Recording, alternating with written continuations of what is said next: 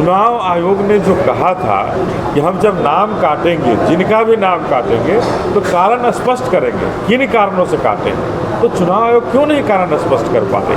अगर ये 65 लाख वोटर जाली थे, गलत थे, तो क्या लोकसभा चुनाव में ये जो वोट डाले गए हैं, ये 65 लाख अगर वोट डाले गए होंगे तो क्या ये किसी के पक्ष में काम नहीं हुआ? हम सब अभी गहन समीक्षा कर रहे हैं। अभी हमने बताया एक सिकंदरपुर का मामला और एक दीघा का 107 नंबर मकान है। इस मकान में, एक ही मकान में सारे परिवार, हर एक टाइटल के लोग हैं। वहाँ द्विवेदी जी भी हैं, पासवान भी हैं, पथिक भी हैं, सिन्हा भी हैं, सिंह भी हैं।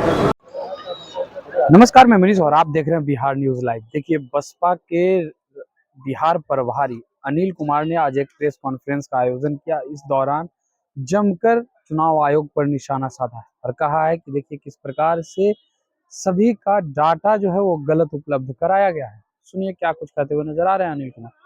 देखिए, ये हाय तौबा नहीं है। चुनाव आयोग के कथनी और करनी में बहुत बड़ा फर्क है।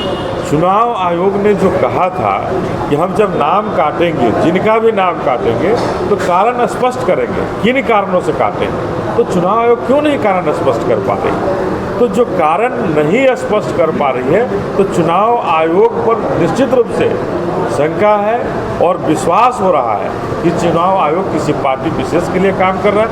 अगर ये 65 लाख वोटर जाली थे, गलत थे, तो क्या लोकसभा चुनाव में ये जो वोट डाले गए हैं, ये 65 लाख अगर वोट डाले गए होंगे तो क्या ये किसी के पक्ष में काम नहीं हुआ? तो ऐसे पक्षपातपूर्ण चुनाव में जो चुनाव इसी चुनाव आयोग ने कराया हो, तो उस चुनाव को रद्द करने का भी बहुजन समाज पार्टी मांग रही है। वो चुनाव रद्द होना चाहिए। अगर ये 65 लाख जाली थे तो हम जो भी यहाँ से सांसद चुने हैं वो गलत हैं, जाली है और एक फरेबी ढंग से उन सांसदों का चुनाव हुआ है और उसी ढंग पर हमारे देश का प्रधानमंत्री भी चुने गए।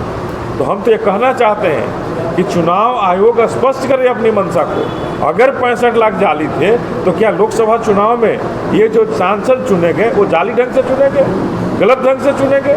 तो ऐसे चुनाव को रद्द करने की जरूरत है। रद्द करने का मांग हम करते हैं, उन चुनावों को रद्द किया जाए। और हम सब अभी गहन समीक्षा कर रहे हैं। अभी हमने बताया एक सिकंदरपुर का मामला और एक दीघा का 107 नंबर मकान है। इस मकान में, एक ही मकान में सारे परिवार, हर एक टाइटल के लोग हैं। वहाँ द्विवेदी जी भी हैं, पासवान भी हैं, पथिक भी हैं, सिन्हा भी हैं, सिंह भी हैं, जो कि हमारे इस बिहार में संभव नहीं है कि बिहार के एक ही मकान में हर एक जाति, हर एक समाज के लोग, मुसलमान भी हैं, मुसलमान भाई भी इस घर में हैं।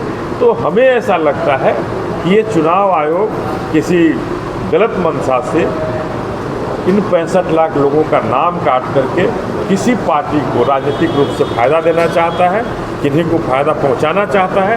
इसलिए ये चुनाव आयोग उनके साथ खड़ा होकर के इस तरह का कदम उठा रहा है। ऐसे कदम को बंद करने की ज़रूरत है और बहुजन समाज पार्टी समीक्षा कर रही है।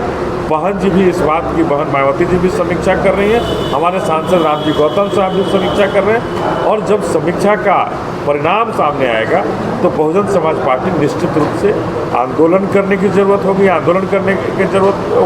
आंदोलन करेंगे और चुनाव आयोग को निश्चित रूप से इस बात के संज्ञान लेकर के इन 65 लाख लोगों का कारण स्पष्ट करना होगा कि हम किन कारणों से नाम हटाएंगे।